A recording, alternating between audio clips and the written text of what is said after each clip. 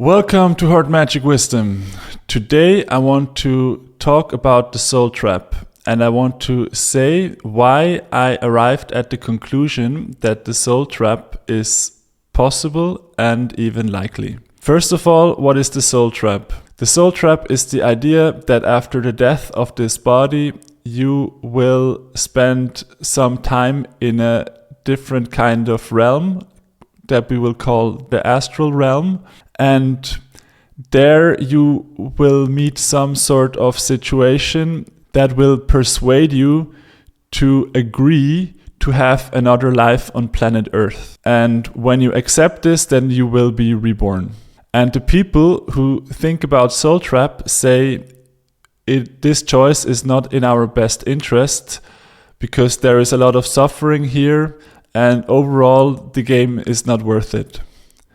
There might be much better games to be played or things like this. So for the soul trap to be true, a lot of other things must be true first to even get to this point. So it's a complicated subject for people who are not really deep into this rabbit hole.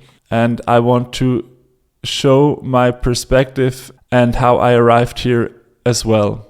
I don't want to say that I'm sure or anything, but it makes a lot of sense, especially after I give you all the reasons of how I got here. So first, let me say, if you just look at planet Earth, there seems to be a lot of suffering everywhere. And if in a different situation I would have been born on a very harmonious planet, then maybe I wouldn't think about these questions. But I think it's fair to say that something is kind of wrong here. Yeah, let's maybe go over to the idea of war. So you can see that in our history and today, there is not only war where people just kill each other, there is also war where people each other. And not only does this happen in war, some people do this kind of thing for pleasure. And I watched a lot of reports of victims of all sorts of a lot of women, and what they describe is really horrible. So I mean, you can watch these videos yourself. They're on YouTube, and if you want to have a really bad few evenings, you can watch these and feel like everything is wrong with the world. But also, I mean, I did it a few times and because I just wanted to know. And there's all sorts of ways you can take children very early and get them through all sorts of that up their mind. It's not only physical, it's also psychological. It's crazy. So, but I have to put it in here because it means that first of all, you could say, well, it's all made up. I don't think it's all made up. I think I've seen too much of it that just seems like it's the truth. Yeah, so this means that there are some people who have the personality type to actually want to do this kind of thing. And I don't think it's many people compared to the total population, but there is some people. And on the other hand, there is some people who just really want to help and they just really want to find solutions that make everything better. And then there's a lot of people who are just dealing with their day-to-day lives and it's complicated and they have their family to take care of, but they also have needs and wants and desires, and they just deal with their own situation and they don't think about making things bad for others nor making things better for others. And that's the majority of the people. And they don't think about the bigger questions like in this video, and they don't have time to think about this. And depending on which logical construct you wrap around your experience, you can explain it away in different ways, but these will need to be questioned as well. So the main two stories that explain away the problems that we see or atheism and Christianity. And atheism says, well, out of nowhere there came a big bang, and out of this came first very small dumb life, and then now this small dumb life evolved into life like us humans that can think. So now this is just the best we have. And the consciousness and the experience that we have somehow stems from the material world, like the atoms. It's somehow generating this, and they can explain it. And because the material world creates the consciousness, in their view, now after the body dies, the consciousness / your experience will disappear as well. So we don't have to think about anything further. And what atheism does is it makes your existence insignificant. Basically, it says you just live for these 80 years, you do what you want to do, and then you die and it's done. So there's nothing to see here. And the Christians say, out of nowhere came a God, and the God was born with the superpowers of knowing everything and being everywhere and having all the powers. And with these powers, he created us humans, and the suffering somehow got there as well. I mean, he must have somehow started it, either directly by making the situation this way, or indirectly by giving some other thing free will, and then this other thing used the free will. But in this story, the God is still the main top ruler, and he has more powers than like the other free will guys that he made. So he could change it, but he won't, because he has a plan. And therefore, because he is now the top guy with the most power, you can't question him. And if we don't question it and we're nice to him and tell him that he's really cool, then he will treat us nice back. So that's what they think is what they should do. Just be nice to the God ruler type figure, and then it's fine. Don't worry about it. And if these two explanations seem kind of crazy to you, then now you have to start looking for other answers. And this is what I did. And the first thing that I found when I was like 18, 19 was Alan Watts.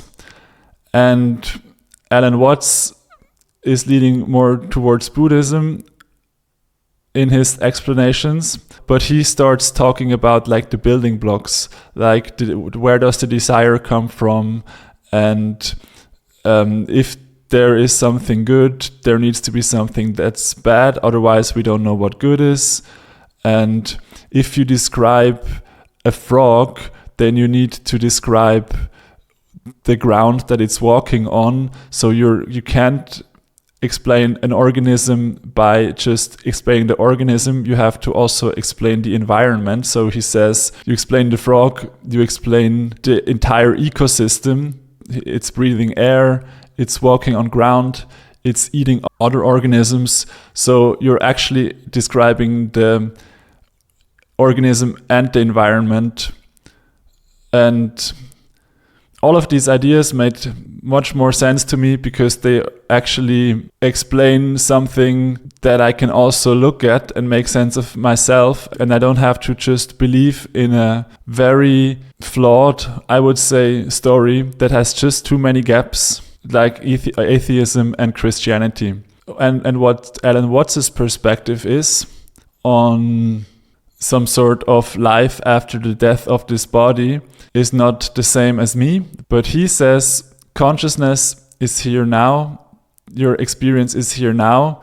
So the universe, the cosmos, managed to create it at least once. And if the material paradigm was true and the world with its form was to go on, but there was no experience, then this would have been a one-time thing for you, the observer. So there was nothing, no experience forever. Then one time, 80 years of experience, and then nothing again. And his perspective on this idea is, he thinks if it can happen once, it can happen again. And this makes sense to me as well. This is also my intuition. A thing that happens never is acceptable in eternity. So there's like millions, billions of years, and something never happens. Well, no big questions here from my part. Something happens all the time. Well, sure, I guess that's what it is. But something happens one time exactly. Yeah, I don't know. It's just, this is Alan Watts' point of view, but this was just the first time that I was hearing arguments about this that weren't atheism or Christianity. Okay, and in this next part, I want to look at consciousness in the sense of our consciousness when we grow up evolves. So let's say a child is a teenager. It would be impossible for this child to manage a company, to be like the CEO of a company. The decisions the child would have to make are just way too complicated. And let's say you manage to evolve your consciousness into being able to manage a company.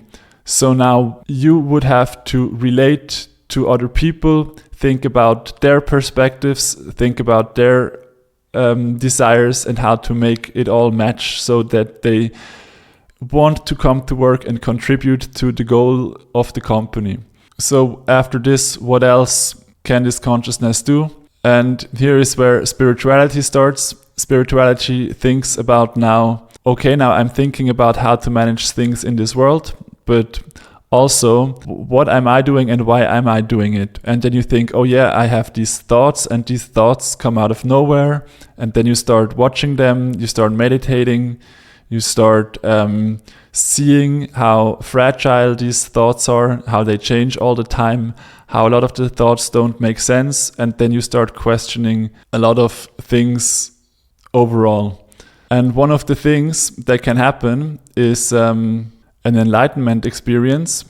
And the enlightenment experience shifts your perspective of what you see, because before the enlightenment experience, you think I'm an I and everything else is other. So you define something as I. You will usually say my body and my mind. This is my I.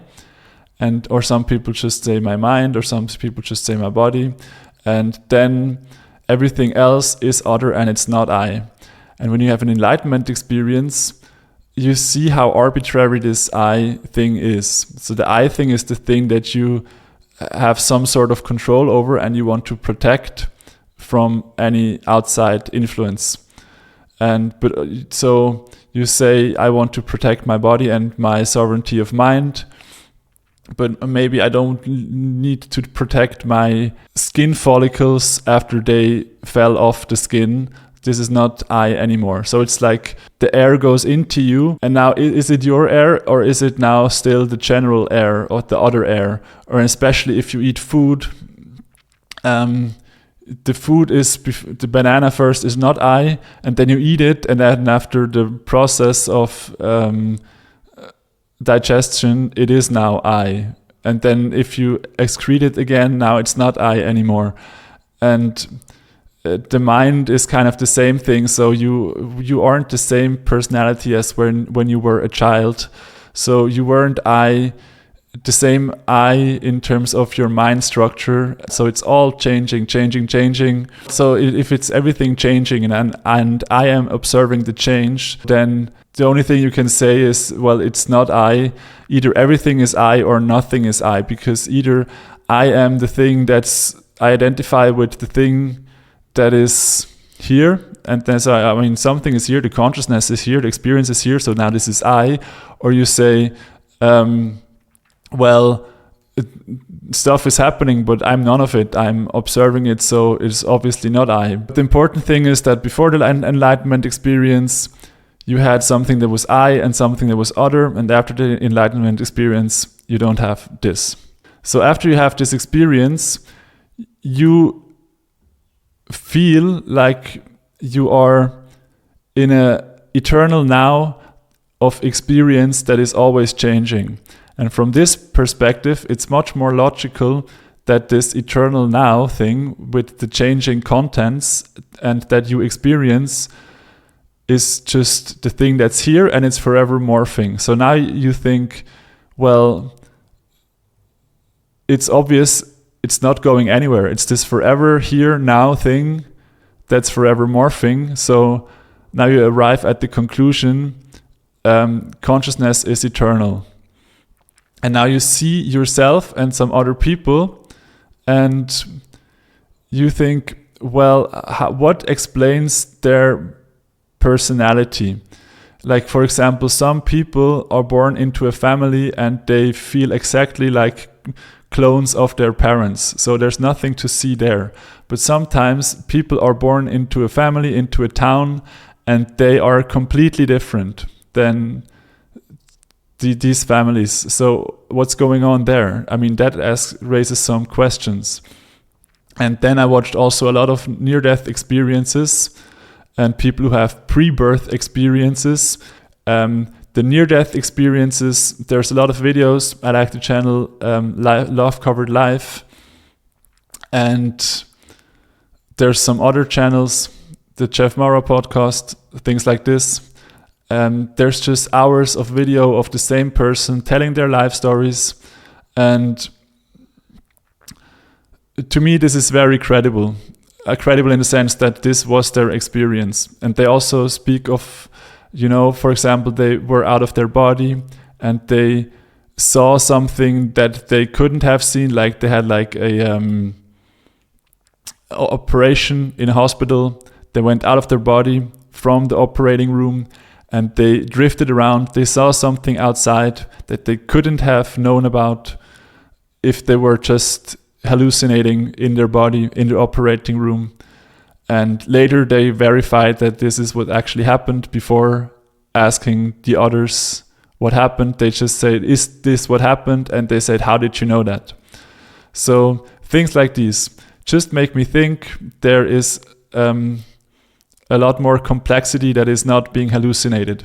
And what people in the near-death experiences describe is, well, they start obviously from their body in this kind of normal experience, and then they either kind of go out of the body into the room and then somewhere or directly somewhere else, and then they encounter phenomenon that are very classifiable. Like there's also always the same kinds of experience. And I know that in other cultures there is a little bit different experiences, but they are also in certain categories. And the things that happen the most often is they meet an authority figure like Jesus or whatever religion they are, or they meet the families, or they just meet angels, something else. And they usually feel better than they felt before in this earth life. And what also often happens is some sort of life review where they have to experience, can or have to experience